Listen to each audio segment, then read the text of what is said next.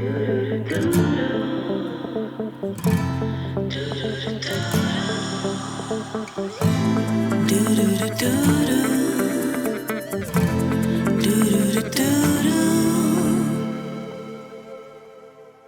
hello, and welcome to Of All the Places podcast. My name is John Wick, and she is...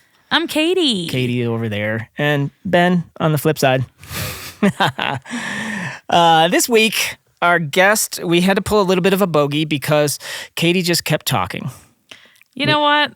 You ask great questions. I'll take that compliment.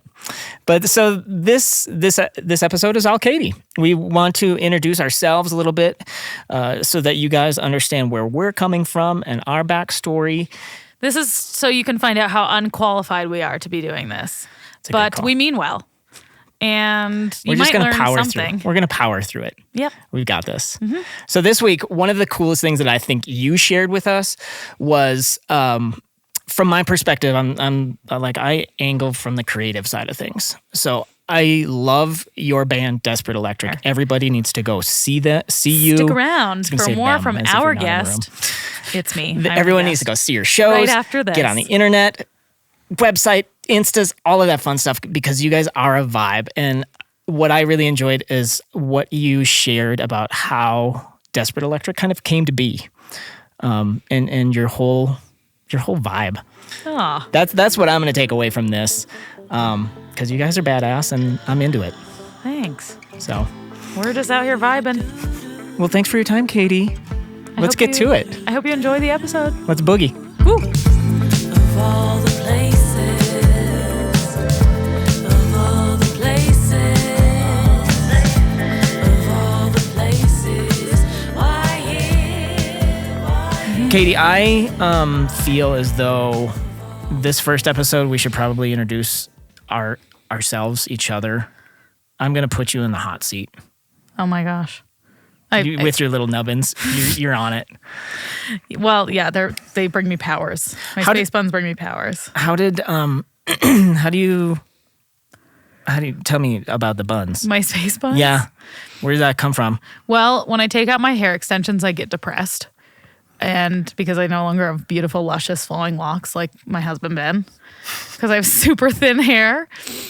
And I don't know. I just decided that looking like a 12-year-old with space bun nubbins was a big fan of nubs. A better look for me. I kind of want to call them nuggets. They are kind of like little space nugs, like bun nuggets, space nuggets. Yeah, I like that better. Space nuggets, it is. Mm-hmm. Done and done. You heard it here first, folks. Katie, how did we meet? I can't even remember. Well, this is actually a great story. This is a hilarious story. I was trying to think of it this afternoon. I feel like you don't even know some of this story. No. So, I mean, Ben and I were musicians. You're scaring me, to be quite honest. Well, a lot of it has nothing to do with you. Perfect. It's the lead up. It's the build up. I'm much better at listening. So, I mean, Ben and I are musicians, and we've had a variety of jobs over the years to support that, to support our main hustle. So we're the king and queen of the side hustle, but Ben's way more the king of it, and I'm way less the queen of it. And I was pretty much unemployed. I was, had worked a variety of interior design jobs that one I quit spontaneously out of rage, which I'd never done before. And then the other one, the company went under and I was super jobless, and I was helping my friend with her social media because she was like, well, you do this for your band and you're good at it. And so she was like, help me do stuff. Help me with my email list. Help me with my Instagram. I feel like you have skills. And I was like, you got it, boss. I'll do that. And then that kind of wrapped up. Like I just naturally had it run its course. And Ben and I were driving home from a vacation in Leavenworth, Washington. And Ben was like, I think we really need to explore you getting like an actual job, like an actual something. Because although it we were busy, we were doing stuff, but it's, I don't know. He was like, you need a job. And I was like, you're right. Because I love to spend money. It's my favorite hobby. That's fair. And so I need my own income to do that with, separate from I can't be spending band money. I can't be spending our business money. And my friend that I had been doing her social media for sent me the Instagram post you made about hiring somebody for the social meds and general marketing-y things. And I literally put together a resume because I didn't have one that wasn't like an interior design portfolio. Put together a resume in the van on the way home from Leavenworth and emailed you in the van on the interstate. And then we went to a show and we played a show. But I did that whole thing. I put together the resume and sent you an email. On the road? Like in Spokane. Nice. In the van. I actually did pull that out today. My resume? Yeah. I have no idea what's on there. I dug real deep. I think it's all true. Yeah, I think it all checks. Yeah, I think so. I don't think I lied. I mean, now that we're, what are we, 9 months in? Mm-hmm. Yeah, it all checks. Like, I don't think you lied too much. No, I don't think so. A reasonable amount of embellishment. Like the normal amount you do on a resume. Because it has to be a teaser. We need to get you in the door. Yeah. And then you bring those nugs. Yeah. And game on. Yeah. I don't think I brought the nugs to the interview. But wait, let's back up. Okay, so we've worked together for about 9 months, right? Yeah. As your social media director of marketing, etc. At 5518 Designs and all of our umbrella companies. That was that 9 months is about right. Yeah, I mean, I started like mid to end of Feb last year. And that's where our lives crisscross. Yeah. How did I get you on this podcast? And you can just laugh at me. I don't know. I was trying to tell don't know how this happened. Me either, because I'm like the world's biggest hater of podcasts. If you know me at all, you know that I don't love podcasts. I don't really listen to podcasts. I don't have any that I'm like obsessed with. We will occasionally listen to them when we're driving down the road. And I do remember, I think it was like summertime. And you were like, hey, what if I did a podcast? I brought it up. Huh? And I don't think I've ever said no to anything faster. Like, it was like, I mean, probably true. I don't know. Like, you're also my boss. So that was like, oh my God, I maybe shouldn't be that aggressive about this. But I was like, oh my God, no. That is not a good idea. But then you really sold me on it. How did I do that? I don't know. Because I have no business being on a podcast. You don't like to listen to them. What are we doing here? I don't know. I mean, you just really sold me on it. You have an interesting story, which we're gonna tell the people about. I'm gonna quiz you. Okay. On your life. You have an interesting story, and I like hearing about that. And you used that to get to me. Oh, did I hook, line, and sinker all over again? You hooked me. You were like, but listen. And I was like, well, yeah, you're right. I like hearing about, like, I'm an inquisitive person. I like quiz all my friends on their life story, you know? And that's how you got me. You were like, don't we want to know this kind of stuff about people? And I was like, I'm nosy. You're right. I'm nosy. That's the bottom line. So that's where we cross paths. I'm curious about the story of KDK up to that point because I don't know you before that. No, you don't. So give me your background story. Give me like family, where you grew up, all that sort of 30,000 foot view. Go. 1, 2, 3, go. I'm going to go in reverse order. Okay. So we met last February. And you and me? Me and you. Okay. Yeah. You and I met February 2023. And I have lived in Butte, America since August of 2020. That's a real interesting time of year to move. It was a real interesting just season of life. And we moved here on a whim-ish, a medium whim. So I'm curious about that. Yeah. First of all, we're like in the depths of a pandemic at that time. Super. You're a musician, which is probably one of the worst professions at that time because everything's closed. You can't really do anything. Yeah. You just pick up your life and move to Butte, Montana. Pretty much. So Ben and I had been touring for like an entire year almost.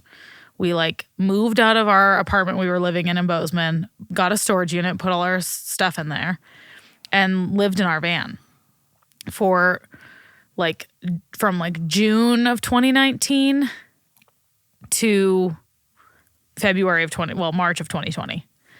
Like we had no home. We were homeless by choice. Mm-hmm. We were van lifing, but like our van was a like 1999 Chevy Astro, and the bed was so money. close to the ceiling that it was like 14. The mattress was 14 inches from the roof of the van because we had to fit all our gear under there. Sure. It was like coffin bed.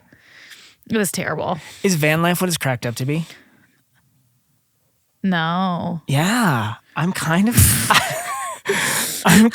like it in theory. It's this neat freedom, the open road situation, but love like, it. where do you fart? I didn't like that. Well, we just with the, and that's why we're married. Yeah, but you have to. Yeah, we have After to now. living- There's no going back. But like cooking your food, like full on. Yeah. I mean, we had a little camp stove. We didn't use that very much. We love like Trader Joe's, like a salad, you know, we'd get the wraps and we have some hacks that took us way too long to figure out. I mean, we were like still fairly young when we were doing that. I was 23. Like dumb enough to do it. Yeah. Like Yeah. young enough that it was still like fun. I feel like van life just has a really good PR campaign. It does. And like, but we didn't have like one of those fancy built out vans. It's got like a stove and like a toilet. Like Chevy we had Astro our, van, yeah, with didn't- like curtains that I made and like taped to the window. Like it wasn't insulated. There was nothing, nowhere to go. It was stuffed to the gills. Like because we had gear. It's your life and your band. Yeah. Well, yeah. Mhm. Like all your, We had your gear. all of our stuff and like our clothes. It's And we too were, much stuff. and we were just playing like 5, 6 shows a week from like June through all of February 2020. We played like our last show before the pandemic on March 6, 2020. Then like the week later, they were all like, oh yeah, you're right. We're canceling everything. And that was like March 15th, you know, like right at the same time. So then we moved back to Montana. We stayed with my mom for like a handful of like a week probably. I was like, I can't live with my mom as an adult person. That's a tricky dynamic. I can't do that for an undetermined amount of time. We have a wonderful friend in Missoula who had just bought a house a few months prior, and he was like, come live with me. Nice. And we will figure it out. And he's a musician. And that was our saving grace. So then we were in Missoula for a handful of months. And then things were like not looking like they were ending. Yeah, so you're a musician during a time when you can't musician. Mm-hmm. What's that like? It was awful. Yeah, what do you do? I mean, I just had to redirect we were still making music because our friend had a studio in his basement, which we did. We made a lot of songs. That's actually how Ben really dipped his toes into the world of like really mixing and mastering. From the outside, looking at a musician, I would be like, there's probably so much back work that you can do, and like you could come out with 17 different albums and just like plan out your next decade of musical releases. Or did any of that sort of happen? No. No, no, mean- that was really fast. Well, So that, I think sometimes we thought that. Sometimes we were like, we have all this time. We should be like making music all the time. But I think that, and we did. We put out some songs. We made some projects that are probably never going to see the light of day, which is great. But it was such a traumatic time that I don't even like think we realized, because we had all these plans. You know, we were supposed to tour through the rest of the year. We were supposed to release an album, play like a really cool show with our friends. Like we had all were you sorts scared of stuff. everything was going to go away? All of your music? Just like all of a sudden you're working at a Herberger's? Oh my God, I would work at Herberger's with you. I don't ever. No, I think I was like delusional enough to be like, well, something's gonna change, but it might not ever look how it looked. Right. But I think in a lot of ways for us, it not looking how it looked before was actually a huge positive, because we were able to kind of like grow up a little bit, redirect. That's how so we wound up in Butte because Ben's dad is from here. He grew up here. Okay. His great-grandparents immigrated from Ireland to Butte. And his dad and McMorris? he's got Murphy on one side and Morris on the other. All right. But we had talked like forever that this was probably the place we wanted to wind up. We actually like looked at buying a house here in early 2018. 17? So there was 18? there was this kind of connective tissue. Did you guys feel that all the time? Like fainter and stronger at some point, but like when the world flipped upside down, that connective tissue to Butte, you could feel that more all of a sudden? Well, yeah, I mean, there was like, where do we go? You know, now where do we go? Because then we moved from Missoula, we moved in with Ben's cousins in Great Falls for a couple months, like while we were house hunting here. And it just like, it kept coming. It's so, like, there's just so many positives. Like, it's centrally located. It's near our families, but not with our families. Right. It's, you know, it's we just both really like it here. It's weird, isn't it great? It's weird. Like, the first time I came here, like, really, well, that was in high school, actually. With my mom and sister, we came for state basketball. And I was like, this place is funky. You were a baller? No, I just came. You're a cheerleader? I'm like the world. Yeah, I was not you a sing cheerleader. the national cheerleader. anthem. That's what you do. Yeah, I did do that. No way, really? Oh my God. Yeah, that's my actual origin story. Okay. Was singing the national anthem. Tell me about that. And here's why I'm curious about that. Because I'm a creative as well. And there's not that many in my sphere. We live in a town that's a mining blue collar. Like they don't value or like. But they do. It's changing, right? It's changing. I think creativity used to look like innovation. Yeah. And I think they're one and the same. But there hasn't been a community until recently. And I'm super thankful that you've crossed my path because you're one of those creatives as well. And I feel so supported. And I love when you can like amplify my bad ideas. Like this? Yeah, absolutely like No, this. this isn't a bad idea. It is an idea. And so what I'm curious about is how did that come to be? Like when did you realize that you could actually sing and that was a thing that you could do? I don't think there was ever a moment where I couldn't. Like there's not a moment where I was like, I'm good at this because I always just did it. So you're just like baby little Katy, like do do do do do do do do do, and you're singing in the kitchen. Yeah. And your neighbors are like, she's got something. What was your first memory of that? I don't know. I mean, everybody always, like the people around me always supported it. They loved it. My family, like our neighbors, they loved it. I mean, I used to like get on the coffee table and do concerts, you know, along with No the TV. way. Oh, yeah. What would you sing? Shania Twain. Absolutely. Yeah. I mean, no surprises there. She's... Damn, I feel like a woman. Yeah, yeah. But it was just always something I did, like to the point of like where I annoyed my family and they were like, shut up. Like, oh my God, give it a rest. But that did not deter me. No, I can't see that. Not 1 ounce. Right. But we moved to Montana when I was 7. Okay. Where from? I was born in Billings, and then we moved to New Hampshire. That's where my whole family's from, is New Hampshire. So my mom's, all my grandparents, my great-grandparents, aunts, uncles, cousins. So when I was just a couple months old, my parents moved back to New Hampshire, probably just for the family support that you require when you have a child and you realize that and you're like, oh my God, panic. Right. And so we moved back to Montana when I was 7, and I started singing a lot more just because I think I didn't even have like good music teachers until I was in high school. Like I had a particularly mean music teacher that told me singing wasn't a talent when I tried to enter the talent show in 2nd grade. I see your head motions. I'm still you're mad about this. Yeah. I'm not going to name her.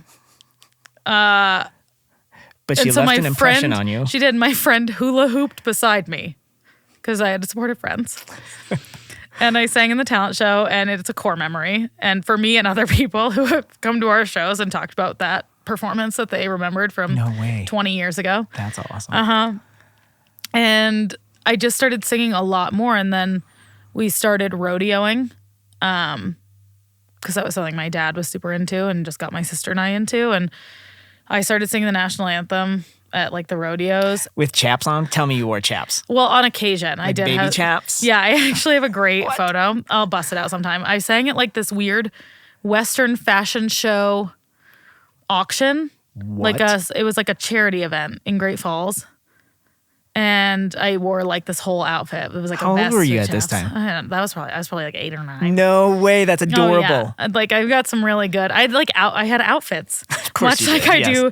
I had like glittery This American is the flag origin vests. story of your outfit. I had these like chunky Steve Madden boots that I would wear. Like not I would wear sometimes cowboy boots, but then I had like my fun boots and like flowy tops. I mean, like I have not changed one bit my entire life, which I didn't realize that until I became an adult. And I was like, I have been the same forever. And I think that's great. There's some strength in there's some power in knowing who you are. Yeah. And there's been times when I didn't realize it, and you don't realize it. I think when you're like growing up and going through like your formative years, you're like, but now as an adult with my nuggets and my sparkly outfits, I'm like, I am my 7-year-old's dream self. Not just anybody can say that. Like, good on you. Thank you. Yeah. I mean, that's been a really fun realization. It's like, she'd be thrilled. She'd be like, you're so cool. And that's all you can really ask for. Yeah. But yeah, I sang the national anthem for the Harlem Globetrotters game. Nice. At the Metro in Billings, like 8,000 people. That's a big deal. When I was 9. Okay. So fast forward to now, you're in the band Desperate Electric. Sure am. You are the band Desperate Electric. Yeah. More or less. How did that... I'm curious how you go from singing national anthems with your assless chaps and to school. I'm assuming, like, you said you were studying interior design. Is that right? Well, I started as a music major in college. Gotcha. So the most practical major you could take. Yeah, my parents were thrilled. No, they were fine because I was going into music ed, and that's like a for sure job. Being a teacher, right? Okay. Yeah. And I really like a lot of my high school career. I got super into like musical theater and like classical music, and that's my background. I love that. I love classical music. I love opera. I love musical theater. Like, we'll always love it. It's so fun. It's so challenging. Me and Broadway, I'm such a nerd. I love it. Mm-hmm. It's so good. It hits every time. And then, every time. But even like the crazy deep classical stuff, like, oh my God, I love it. And I've always loved it. And I had my like first and only voice coach I got when I was in 8th grade because I had the best band and choir teacher of all time. And she was like, you need somebody else. Like, you need to like do something with this. Like, she was hugely influential and just was like, Penny, that's my mom's name. We gotta like get her some voice. She needs more. This is the first person that you can remember who not only noticed that or recognized that in you, but wanted to help that happen. Oh yeah, and was like pretty adamant about it. And she taught me how to play instruments. Like, I didn't know how to read music or play instruments when I like I moved to schools, and that's when I encountered this woman. And I just was enamored with all of it. And she was so, so supportive in a way of like, no, you need to be doing this. You need to apply for these extra crazy choirs. Like, you need to, like, you'll get in, it will be fine, but you need to do it. And she was like the vehicle for all of that. And so then, I met this voice coach who also is hugely influential. Her whole family's incredibly musical, and they're just insanely talented people. Amazing. And that's where I fell in love with like the classical side of things. I was like, this is so cool and so hard. And like the art of perfecting something is so fun. And so then I went to music school at MSU, begrudgingly. I did not want to go to Montana State. I was like, I want to leave. I want to get out of Dodge. My parents were like, you're going to go where it's free. Yeah. Which I'm so thankful for. Like, I loved it at the best time. I can't imagine going anywhere else. But when you're 18, you're like so mad. Of course. I was so mad. Don't go anywhere. We'll be right back with more of All the Places podcast with our special guest this week, Kayti Korte.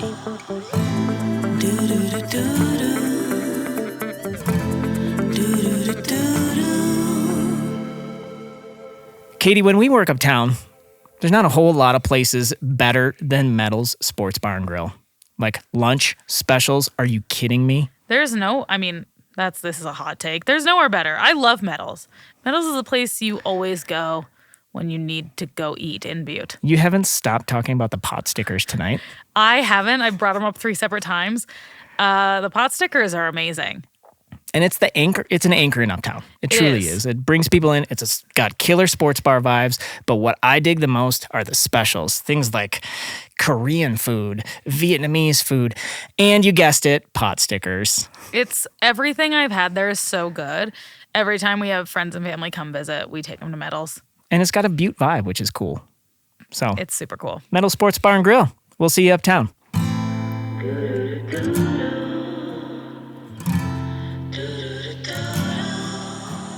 John, you know what I want to talk about? I don't. I want to talk about the Butte cast. The Butte cast, okay. I want to talk about the Butte cast because without the Butte cast, I don't think we'd be sitting here today. Bill Foley's kind of a visionary. I won't say that to his face, though. But he really did pave the way for podcasting in Butte. And he has interviewed some truly incredible people. He does a really good job. I actually sat down with him for one of his episodes. And what I took away from that is that it literally felt like we were just sitting in his couch in his basement hanging out. Yeah. And it was super good, super comfortable. You're going to hear stories from hundreds of Butte icons. Mm-hmm. And it's a great way to share these stories of Butte. I dig it. He just interviewed your favorite person, Cassie Wick. Cassie Wick. Oh, boy. I know. It was great. Yeah. I it mean, was she's a gem. And also Selena with Selena the from the M&M. M&M. And Also a great one. I mean, he just gets these guests. He's been around town long enough to have some deep roots in Butte, and he does a really good job of telling the stories of this place. So you should go check out the Butte cast because he's the OG. Podcasters Unite. Here we go. Here we go.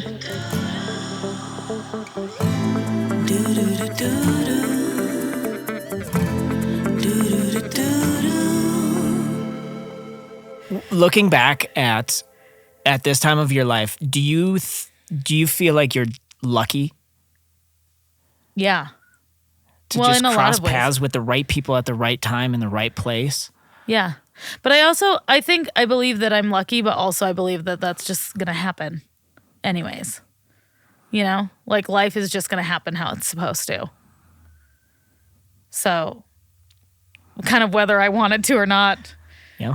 I'm not driving. Well, you also had to lean into those experiences and those people. Yeah. Yeah. You have to make them. And that's what I went to MSU and I was like, I wasn't like, when I got there, I wasn't like still mad. I was like, well, this is what I'm doing now.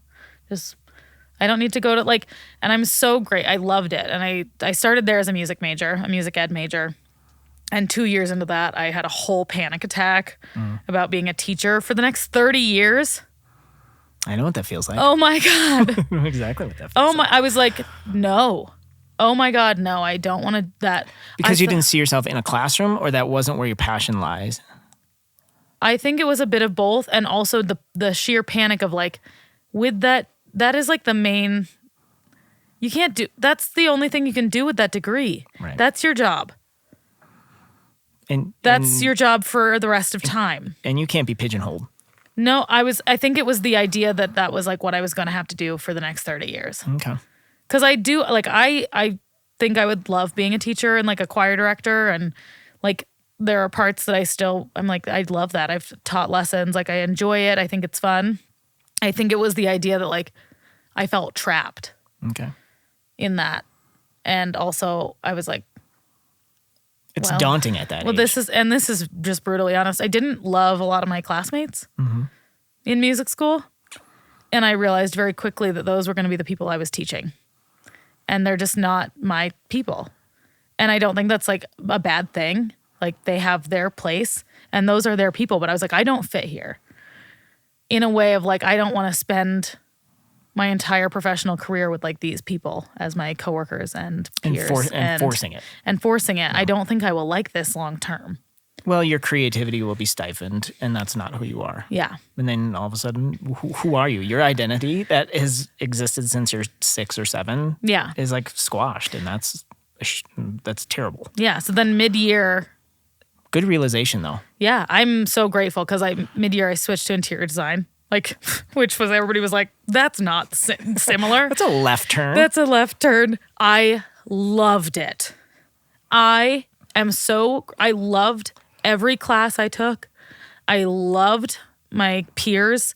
I loved every professor I worked with. Like, best Was program. it a culture shift? Yes. Okay. I felt I just felt more like that was me, and the people in that program were more like me, and more like I had tons of friends, and it was super fun and creative. But every project is different, and so like even though my friend and I are doing the same exact thing, they're gonna turn out different. It was just more. Every day wasn't the same. Yeah. I can't live like that. It sounds more free. It was super free, and it was so fun. I loved it. I loved school. I felt totally prepared to go into the workforce. And I mean, I loved working in the design industry. But I started working at a design firm in Bozeman, and I didn't love it. And it's hard. I mean, it wasn't the fact that it was hard that I didn't love. There was just a lot going on, and I think the shift from college to adulthood job land is really hard for a lot of people. Right. And it was super hard for me. And Ben was in a band. You know Ben at this point. No, we're dating. Okay. We met and we're dating. So I knew he was in it. We met because he was a music major. So we're dating. We graduate college. Ben's in a band at this time. And I think it's great. I'm like, this is so fun. My boyfriend's in a band. I'm just still doing like choir things. Like I was never in a band. I never really sang outside of choir. Like I left the national anthem singing in the dust when I was like 15 because I was like, I'm not doing this anymore. Yeah. This was You'll like outgrow that sort of. Yeah.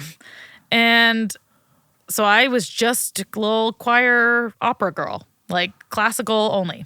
Like a hobby singer? No, but like seriously classical. Oh, okay. That's a different level of singer. Yeah. Like What's classical? You can't sing Mozart. well, Can yeah. you? I don't know. Is Well, that like a not beatbox Mozart. sort of situation? No, there's like Italian arias and like Bach wrote choral music. I don't understand any of those words. Well, yeah. But that's what I did. Okay. Very seriously. And I sang in like very serious choirs and I loved it. But that was not my so I'd never been in a band ever in my life. Ben was in bands. He's like a little rock star and super cool. And So how do you go from classic to what kind of a band was this? What genre are we it was talking? like a soul funk hip hop band. Okay. It was I like really fun. all those words. It was really fun. I like those so more I than graduate Mozart. college. I'm in my design job. I'm not loving it. Ben is booking music and doing sound at a bar in Bozeman called The Zebra. I get drunk one night and tell the bartenders that I think I should work there. And the next night they had to fire somebody on the spot, and so they hired me. And on now the you spot. work there. And now I worked there. That So sounds now like we're our working meeting together. story. Actually. Yeah. Yeah. Well, that's why I run your that's social why I media had now. no resume. I was like, I just ask Perfect. people for jobs. And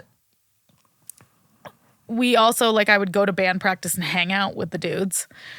And then, I wasn't maybe always the nicest, just bystander at band practice because I had a lot of opinions about what I thought they should be doing to sound better. But you have a background in this. so Exactly. there is I was a music some major. credibility. I'm Sure. a singer. I'm a musician. And let's talk about your confidence for a minute. Yeah. Okay. Yeah. And so I had a Assertive lot of and confident are the two words that we're talking about. yeah, I had a lot of thoughts about because they were really good and I just wanted them to be great and be better. And the Fairly successful band at this time? yeah, I mean there's a lot of success in that year. Cool. And the other singer, because Ben and the singer founded this band together. Okay. He took Ben out to lunch one day and he was like, man, if your girlfriend's gonna keep coming to practice and commenting, she either needs to be in the band or leave us alone. And Ben came home from that lunch and I had just come home from work and I was already drinking because I didn't like my job and I was 21. That's what you do at that time. So I say that I was it was super, but it was what you were doing. So I was 2 glasses of rosé deep, and Ben comes home and reports back that I either need to join the band, which I don't think was a serious offer, or I need to stop going to band practice. And they had a show that night. And I was like, well, you know what? I'm just going to join the band then. And we roll up to pre-show practice. And I'm like, I'm in the band now. you I said know so. all the songs. Yeah, I was you told me that. you said, and they were all like, fuck. But I knew all the songs because I was at practice all the time. Sure. I played that show and they were like, okay, yeah, this is good. And was good. there another female in the band? No. Okay, so you added a whole element. Mm-hmm. Okay. Yeah, I mean, it was cool. And I am good at what I do. Pop, and soul, I had, funk. yeah, so it was really fun and I was having a great time. And the second show, that band opened for Deltron 3030. Del, the funky Homo sapien, like that sang, like did collabs with like the Gorillas. That's badass. Like did cool stuff. And that was my second show with a band, which is nuts. But then I loved it. I was like, oh my God, this is the coolest thing. This is the best thing ever. You love the band, the shows, the creativity within a group. I just loved singing and being on stage. That was like the thing that hooked me first. Sure. Was like, I have this thing that I've been doing my whole life that I know I'm good at and I love doing it. But now I get to do it like with my friends on stage and singing like fun songs. That's like this cool. is great. Yeah. But then like Ben and I started writing together. He was like, let's try this. Well, he didn't say that. I mean, he'd like be writing songs in our living room. I'd be like, well, what if this happened instead? So I once again inserted myself. And I'm sensing a pattern, but it's a lifestyle. that you're able to do that. Yeah. And so we started like writing together, and then there came a point of just this junction of like life timelines, I think, with us and the other band members of like, we're just crazy enough to like want to full send this right now. And the other members were not ready.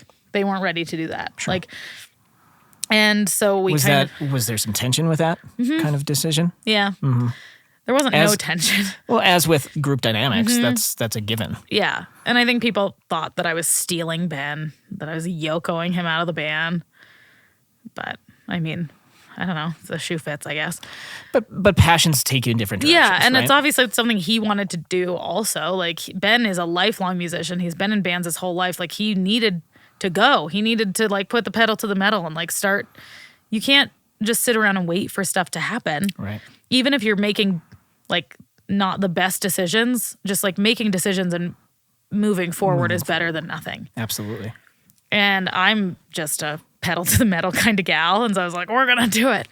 And so you kind of evolve out of this band. And is this where, so you two are a duo at this point? sort of, but very quickly we were like, we want a full band. So we wrangled a bass player and a drummer like immediately. And we were like, here's like 8 songs. We're going to learn them. And we're going to play them next month at our first show. Cool. And we did. And you already had the connections to book shows. Well, Ben booked a venue. Perfect. It was, a lot of things aligned for us to be able to do that and do what we did. And so we started playing shows and played What are you called at this time? Dash. This is Dash. Okay. This is Dash. And Where does that name come from? I don't know. Oh my God. Well, naming a band is much like naming a business and is like the worst thing. And Because one of the most important. and one of the worst. most important, but then like the hardest task. True. And I really wanted something that people wouldn't like abbreviate, which now look where I am. I don't care. But I don't know. I was stuck on that. You know, I could not get that out of my head. I was like, I don't want to be like the such and such a band that's now just the letters. Like, I didn't want to do that, which now I'm like, why did I care? Like, I was so hung up on these things. But, you know, I was 21, 22. Yeah. I didn't have other problems. So it's like, this is my one problem. I don't even. And then, you know, you have to get, because we were a band and we were starting from the beginning as a band, we wanted everybody's approval. So then we've got 4 different opinions, me and 3 dudes. So their ideas suck. and, you know, so that was, I don't remember how that even happened. I was like, I want it to be 1 syllable. I want it to be short. I want it to be cool. I want it to be Dash works. fast. It is fast. Yeah. Okay. So I Yeah. like that. And so you've got your branding. So you've got an opportunity to kind of inject creative, like outside of the music scene. Mm-hmm. You've got your branding and your marketing-ish and all of this sort of stuff. Oh, yeah. And I've always gone Aside gangbusters with that. aside from just being in the band. Yeah. Okay. Doing all our little graphic design so poorly at first, but I was doing it. All the early work is always terrible. It's so bad, but and I was doing posters for the venue that Ben worked at. So I was like, you know, doing stuff. They're terrible, but it's fun now. yeah. And so, yeah, like making merch, you know, we always had like, this is mostly Ben because he's got a great head for business. And he also like he's very good at like seeing what other people are doing and then like figuring out how to do that better. So he saw all these touring bands come through and he was like, well, they have merch. Yeah. And I know they're marking that up. This is how they're making their money because I only paid them, the door only made $150 and I gave him all of it. That's the game. And, they're able to put gas in. So we have to get merch and we have to do all these things. We recorded a whole album like within 6 months of that band forming. Cool. So you guys gelled together pretty quickly. Mm-hmm. Okay. Yeah. We forced it, I think, in a lot of... Sometimes that's what it takes. Yeah, so. and not in a bad way. And I think everything happened how it was supposed to. But yeah, we played a lot of shows. We went on like a mini tour, Then we released our album that fall. This is all 2018. And we go on our first 10-day tour. We've got Vicky the van, which is the Astro van, circling back to the old Astro. Yeah. That was our first van. We bought her for $1,800 from a woman named Vicky. So sweet memories. And that van was a champion. Just smooth ride. And this is your first. Do you guys feel like you've made it? If you're touring, yeah, we thought we were. You have so an album. Cool. Like that has to be like a lot of firsts. I mean, yeah, we thought we were so cool. I remember I was just like, I've never been cooler. Like I got our song lyrics tattooed on my arm and now I'm like, that's so funny. That is hilarious. But I love it. But also that version of myself was so stoked. And there's some level of that excitement for the project and for the future that I think as a creative can really easily get lost because you just get lost in the sauce of the day to day and always searching for something greater. And when you're first starting out and you have even one iota of some level of success, even if it's just to you, that is a high. But then I think you can lose that when you're just doing it all the time. The grind. Yeah. Yeah. Especially as a creative and you have to do, all of it, you running a business, but you're also the designer. And you're also the, behind the scenes person. And I'm sure you also did the books for a number of years. And you did everything I'm for also way the too janitor. long. Yeah. It's Not exhausting. It's hard to be excited and ignited by that stuff. And so even though that kind of excitement was silly, it's good to hold on to that. You can bottle up that magic. Yeah. Somehow And it was exciting what we were doing because that all you don't get anywhere if you don't start. And so those kids that were so jazzed to and thought they were so cool, they were so cool because they were sending it. They were just doing it. Maybe badly, but they were still out there getting it done. Do it. Yeah. Making a bunch of bad decisions and being young, but that's how you get anywhere. You can't be where you are without doing that. So you're in Dash. How long was Dash together? Dash burned hot and bright and not for long. Didn't burn long, but you burned bright. We had some personnel issues towards the end of our first year there. And our bassist, who is our very, very dear friend and was actually who married us at our wedding. Cool. He was the original Dash bassist. He had always made it very clear that he could not go as hard as we wanted to because he works in film and has a big boy job and a career. And so he knew he was going to phase out at the end of the year. And that was always the plan. And great, fine. I mean, not great. We loved him, but never an issue, never dramatic. We actually had a bass player we were replacing him with. And then we had some serious drummer drama. And our drummer quit on the spot 2 weeks before we were supposed to go on our biggest tour ever. Why is that such a musician thing? I don't know. It just feels like nearly every band or musician you talk to, there's some sort of flashpoint. Well, and this guy all was hell kind of just yeah. Well, I think band people that are musicians have such massive egos. Everybody thinks they're the best part of the band. And you can't do this without me. And so if you don't want my opinion, I'm just gonna leave. And I'm like, okay, so long. Good riddance. And then we tried to find a replacement drummer. We hired this guy and he came and he told us he knew all of our songs and he showed up and didn't know any of our songs. And I had a total meltdown and kicked him out of our house and sent him packing 5 hours back home.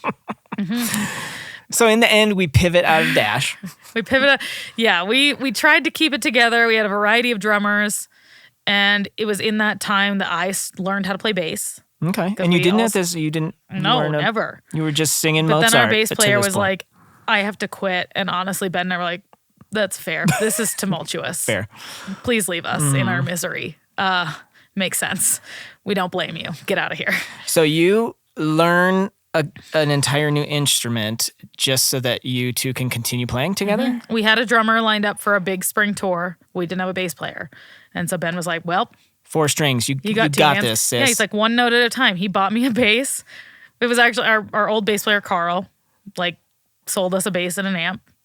And I learned in 1 week, and then we went on tour.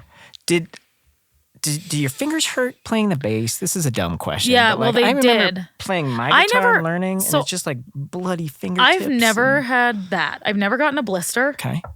That's weird. Like Ben gets blisters every time he plays bass because he doesn't play regularly. I've never gotten a blister, and I've never like had bloody Do you rock hard enough? I guess not. Well, I think it's because I grew up roping, and so my hands have always been like calloused. Sure. I think my hands were hard already. But So you guys, you are together at this point. The duo. The name Desperate Electric. Tell me about that. So we went on this tour. It's phenomenal, Before I was a bass FYI. player. Before you even get into it, the name Desperate Electric is money. So Ben came up with that. And before I learned how to play bass, we went on a tour without a drummer, but we had a bass player. And Ben made like drum tracks like we use now, but way worse. Like a way worse version. Because we were like, we will not cancel. Like the last thing we will do is cancel because that will ruin our reputation. We worked really hard to secure these shows. This is your income as well. So there's... Well, not at that point we had jobs and we weren't okay. making any money doing music. Okay. So, but we were we just would not quit. I was like, nothing would make us quit. Nothing could make us quit. We fired this drummer like 3 days before we leave for tour. And Ben, we're like, what do we do? The bass player is just like, his eyes are as big as saucers. He's like, these people are nuts. But he's also on board. He's helping. He helped a lot. And he was like, he put up with a lot. Yeah, I can't imagine what it was like to be him at that moment. Because Ben and we're so passionate about this. And we love it so much. And we're hell bent on making it work. And so Ben's like, you know what? I'm going to make electronic drums for all of our songs. We had like 2 hours of music at that point. Like, that's a lot of drum tracks. Right. We had shows where we had to play like several hours on that tour. So Ben sat down and got to work. Me and the bass player did a lot of the driving so he could also put the drum tracks together in the van while we were driving. This van has seen some serious progression in your lives. Yeah. And we went on this tour. And we were in Phoenix, and we were driving down the highway, and we were like, "This is crazy. This is never going to happen again. Like, we have a drummer for the next tour. We have drummers for these shows. We should like put together a little EP of some of these songs that we feel like actually fit really well with like the electronic drums, like the more pop leaning versions of our songs, you know." And we had a song that did not really have a name, but we love it. We loved it, and so we were talking about what we needed to name the songs, you know, for this. Like, we were like, well, we can't call it that. It's like 500 words long. It's not a real song name. And it just came out of Ben's mouth. He was like, what if we call it Desperate Electric? Because we desperately had to go electric on this tour. We thought this was a one-time thing.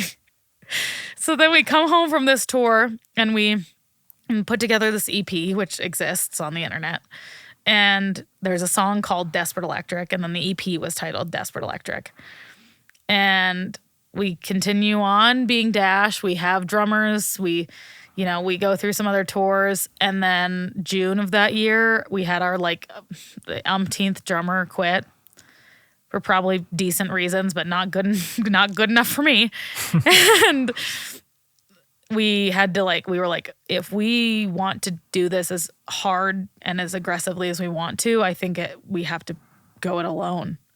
And we didn't want to. We were like, this sucks. Like, this is not what we thought we were supposed to be. This is not what we wanted to do. And we were like pissed. But we had shows booked. We were playing at a festival like the next week. And so Ben was like, I'm going to spruce up these old drum tracks. And this is just like, this is what we're going to do now. And we were still Dash. And we kept that name because we had all these shows booked as Dash. Right. And that's when we loaded up the van, went homeless on purpose, and started touring full time. So we're still Dash. This is closing the whole loop right here. Right. We're coming back to current time. Bring it home. Yeah. And we go on tour as Dash, but with the drum track. So it's just Ben and I. It's like our current form, just the duo. And we tour like that for the whole rest of the year, you know, through like December. In December, we went and it was, I mean, it went so much better than we expected it to. And it wasn't even going great. I mean, looking back now, I'm like, so much of that sounded so bad.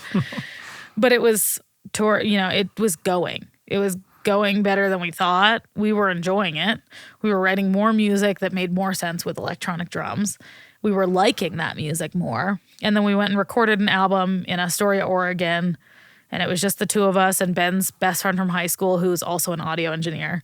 And he was our engineer on it. And that was a whole experience. I got deathly ill in the middle of that. But we were like, this is it. Like, we've now recorded an album on purpose that is just the two of us. Mm-hmm. Like, this is the sound. And that wasn't even the sound. But we were getting closer. And so then we go on tour in January of 2020.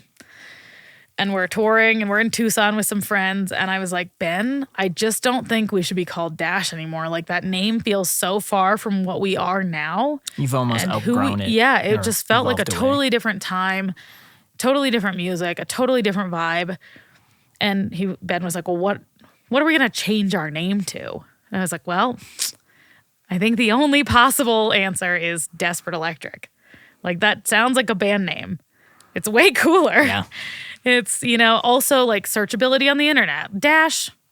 The business end of things. Yeah. Like, there was was like, you know, internal, like, emotional reasons for doing it. And then there was also like business reasons for doing it. Sure.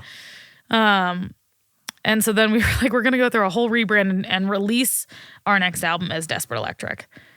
And then the world ended. Yeah. So it was kind of a good break. Yeah, I mean, honestly, because then we got to like timing-wise. rebrand even more Sure. and even better, you know, than we were going to. So I've got just a couple other questions in mind. When you guys played in the alley behind the store, that was the first show that I think I've seen of you guys. I've heard of your shows. I've heard of your vibe. It's a whole thing, and it's fantastic. But that was one of the first times I've seen you play in a weird alley in the middle of Uptown Butte. Like, couldn't be better. So thanks for doing that, FYI. It was fun. But the one thing that I noticed immediately is how thoughtful or purposeful your brand is. Can you tell me how that came to be? If it was kind of this flashpoint, this is what we want to do now, or was it an evolution of what you guys currently were or have been? It was definitely more of an evolution. I've always, I mean, from the get-go, from Dash, I was like, we need to have a brand, whatever that is. And we need to like look good on the internet. And it needs to like look cohesive, and it needs to not look we're just a bunch of bumbling idiots doing stuff. I've always loved like visual art and clothes and the whole nine, the whole kit and caboodle. I love color. Like, I've always to me it all goes together, you know? And I think it really just started evolving because even like our outfits is still kind of recent. Like, in terms of the whole thing, we used to like sort of dress up, but not really. Do you have like a stage persona? I think it's just like me, but more. Mm-hmm. You know, just like more aggressive, more. And that I've also had to work on because I used to be way more fun and outgoing on stage. And then when I learned how to play bass, I really like retreated because I was really nervous. And I also had to think a lot more about what I was doing. Now I'm kind of back to being wild. Good. But yeah, like the outfits really didn't even, I want to say our outfits got good in the last year. Like, truly. And that's a big piece of your whole puzzle. It's a huge piece of our whole puzzle. We realized at some point, and I'm sure I can look back at our Instagram and figure it out, but at some point we realized if there's only two of us, it looks particularly bad if we don't look like we go together. Like, we don't necessarily have to match, but we have to like have a color palette, have a look. because if with a whole band of people, like if you don't match, it doesn't really matter. But two of us, it looked bad. Like the photos it just didn't look professional. And I'm it sure also felt didn't amateurish. reflect our genre, like our funky disco, whatever we are. And so we started like dressing up a little more, and people really responded to it. And so we kept just dressing up. And that trend, like that, as far as a brand piece, that's a big element, but your visuals are good. Your music has that vibe.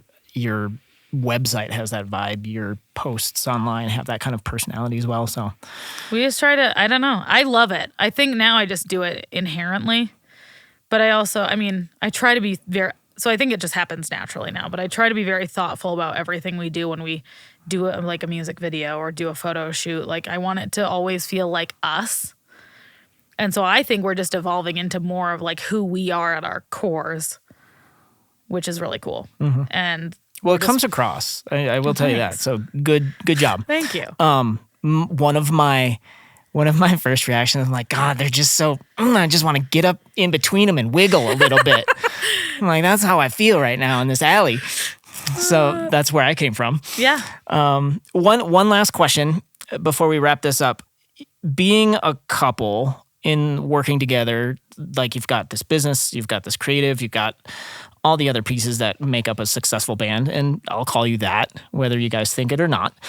Thank you. How do you stay on the same page and stay motivated within all of that? It's a loaded question. Yeah.